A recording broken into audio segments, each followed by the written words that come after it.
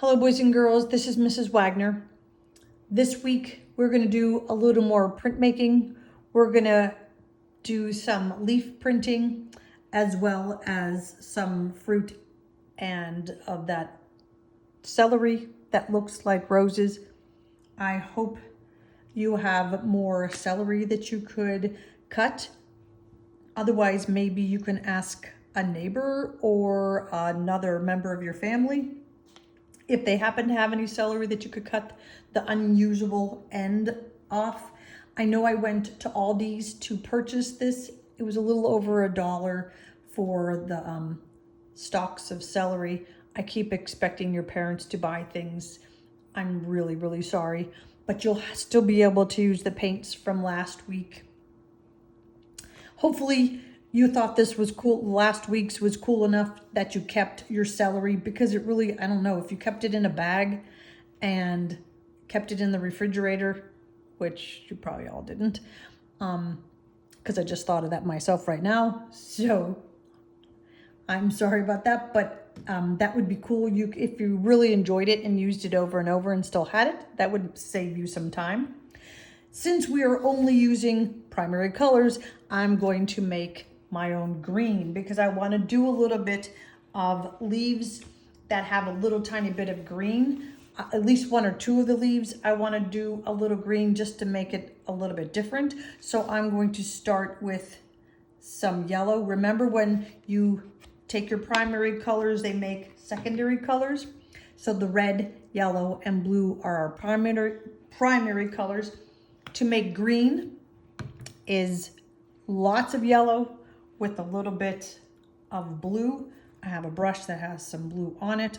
I think I'm going to put the blue off to the side, and then I could always add what I want till I get the color that I want.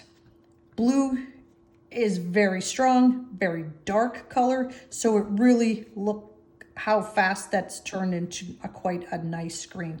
I don't care to have my paint mixed perfectly. I kind of like it a little bit messy and swirly, because when I start putting it on the leaves, it will definitely mix up on the leaves too. And I really don't mind having it have some lights and dark colors. So I'm going to use that same brush, paint a little bit on the back of my leaf. As I paint it, it does mix, but I'm trying to get some of the, here I'll show you, I'm trying to get some of the paint that's not quite mixed. I'm just gonna paint a nice thin layer on my leaf. I just have a regular paintbrush, whatever paintbrush you have. Usually when you get watercolors, you get a paintbrush with it. You could use that one. I'm not sure that this is going to be too much paint, but I'm going to lay it down. Now, in the past, we did rubbings. That was when you put your leaf underneath and you rubbed on top of it with the crayon. What we're doing today is we're printmaking. So I have paint on my leaf. I'm going to lay it down. Now, I always have scrap paper around that I'm always writing notes on, and if I've made a mistake doing something, I use it. So this is what I'm going to be using to rub it. So I lay it down on top of the leaf. Now I'm just going to press it lightly.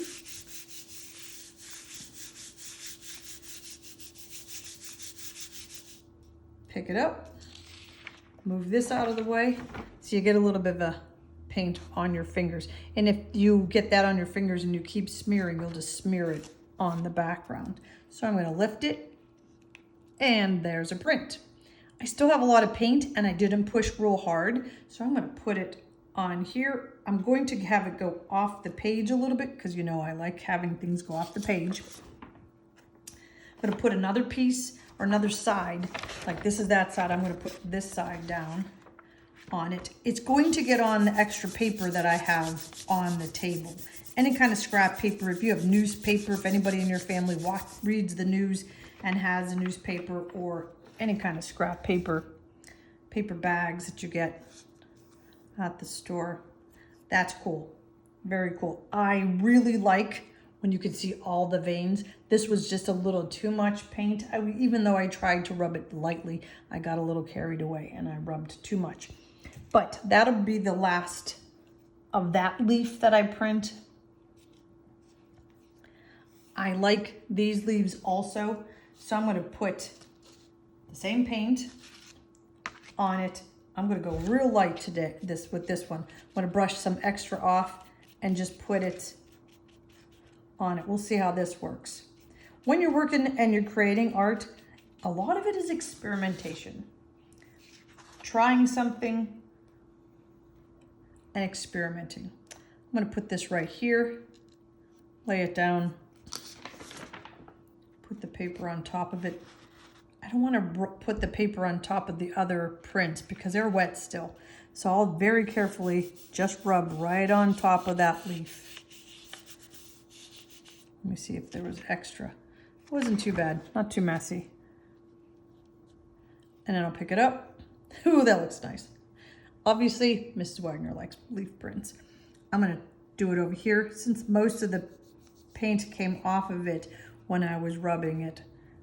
With this, I don't have to worry too much, but I'm always afraid that I'm gonna move it when if I don't have something on top, because you know your fingers are gonna catch the leaf. The leaf is a little bit like has more texture than the paper. The paper I can slide my fingers over. I really can't slide my fingers over the leaf. Sometimes it'll make it buckle and bend funny. Well, that looks nice too. And again, I like leaf printing. So here's 4 leaves. Remember, don't get too much on. If you think you have too much on, put it on a piece of paper, carefully rub some off, peel it up, and then print with it. Because if you like this, where there's a lot of the leaf details, all those veins, then you want a little bit less paint on it than I had at first. Maybe when you're putting your paint on, don't get too much paint on. Mrs. Wagner got a little bit carried away with the paint. Now I'm going to go back to the celery. I was working with the celery earlier. Remember, last week we put a little bit of paint on it, and I'm going to do red because it's very contrasty. Remember, your complementary colors, red and green, are complements. So what I've done is I've dabbed the paint on one spot, and then I kind of dabbed it around on my extra paper plate to get some of it off. Now I'm going to put it down where I want, right next to that big leaf. Rub it and push. I kind of wiggled it a little bit. Get a little more paint. You can hear me dab. Put some here. That looks pretty. A little more paint. It's just going to be leaves and the celery. I don't know if I really want to have the lemon or the orange. The apple was just okay. For some reason, I'm not all that wild about apples. I feel like they don't have quite as much interest in their structure. That was kind of a big word, huh? Getting scientific on you. Sorry, my arm's in the way. I'm still dabbing, getting a little more paint on there. And this is pretty, I think. I kind of like the colors. Remember, complementary colors, they always make each other look good.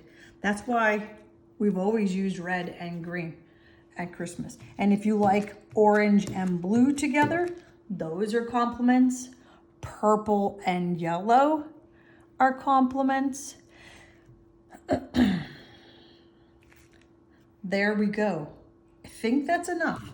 I don't want to do too many, but I have a nice amount of red roses. I could probably go for another little leaf. I'm going to put it a little more paint on the tip of this. This is a hydrangea leaf. I only have hydrangeas in my yard that have veining. If you ever notice and you're looking for leaves to actually print, you got to make sure they have veins, good veining. If it doesn't have nice deep veining, then you're not going to get anything that has any interest to it. I have a lot of flowers that don't really, or plants and bushes that don't really have a whole lot of detail. And remember, with the leaves, you got to put your paper down on top of it and rub it. And I kind of have a lot of paint, so I'm going to carefully lift it up. Try not to rub too much. That looks nice. Maybe I'll put a little bit over here. Put that paper down. Oh goodness, my table is not quite big enough for all the things I'm doing. Try not to put my paper over top of that and mess it up. I don't want to smear anything. And remember, when you're doing all of this, please protect your area, or go and do it in an area where it just doesn't matter and the adults you live with don't care if you make a mess. Art is messy. It always has been. Mr. Wagner has that studio where he throws pots. It's always a mess. He sometimes asks me to go clean it. I'm like, no way. Why would I ever clean that mess? Because you're going to go make a mess anyways. Art is messy. You know when it's messy when Mr. Wagner asks me to clean it. Then he goes out and cleans it. He tried. Mr. Wagner and I have been married for a very long time. Ugh, this one's going to be a little tricky. Maybe I'll tear a piece of paper so I don't have so much touching the other. Oh no, let's try. Lay it down. I'll lift this side up so I don't rub on top of that beautiful rose. And I'll press. I think I was very careful with putting the paint on. That looks good. You should see my dining room table. Looks nice. I'm liking it. So, this is my print. It looks very pretty. Very festive. It's not time for Christmas, but it reminds me of Christmas. All right, remember, I will have the video about colors. I know I'm repeating it. I gave it to you earlier in the weeks past, but anytime we can review color theory is important. It helps you to just start thinking about your design. It's one of the major things that you think about when you want to do a design, when you want to create art. So please watch the video. I don't think it's very long, couple of minutes. And there's always got to be a quiz at the end. I tried to make them simple, but you need to show the principals in your schools that you're doing the projects. I also need to see photographs of your artwork. I don't just grade on that 1-point quiz. Your artwork is what I grade on. So please tell the adults that you live with to take photos of your work and send it to me, because I don't want to have to flunk anybody because you didn't send me any artwork. Thank you, boys and girls.